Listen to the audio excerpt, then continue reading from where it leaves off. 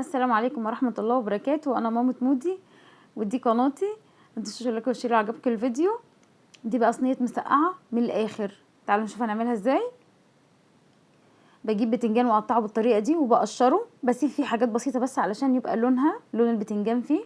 وبقطع طماطم زي ما انتم شايفينها بالطريقة دي برضو. وبنزل بقى بالفلفل اللي عندي، لو عندك فلفل الوان تمام. وممكن كمان حاجة حلوة قوي تضيفيها عليها لو عندك بطاطس مكعبات وتحمريها، بتبقى تحفة. دول معلقتين كبار توم. والبهارات بتاعتي بقى كزبره، كمون، فلفل اسود. عايزه تضيفي بقى انت شويه بهارات تاني، 7 بهارات. الحاجات التانية دي الزيادات بتاعتنا تمام. عندك فلفل اسود وكمون وكزبره بس تمام برضو. بجد تحفه. وبتظبطي الملح بتاعك. طبعا اسرع صينيه مسقعه بجد، فظيعه وسريعه جدا. طبعا كله كده في بعضه. حطيت عليها ربع كوبايه زيت وقلبت كل الحاجات دي ببعضها وعلى النار وحطيتها. اول ما بتغلي ببدا اوطي عليها. تمام. وطيت عليها. شايفين المنظر بقى عامل ازاي؟ تحفه.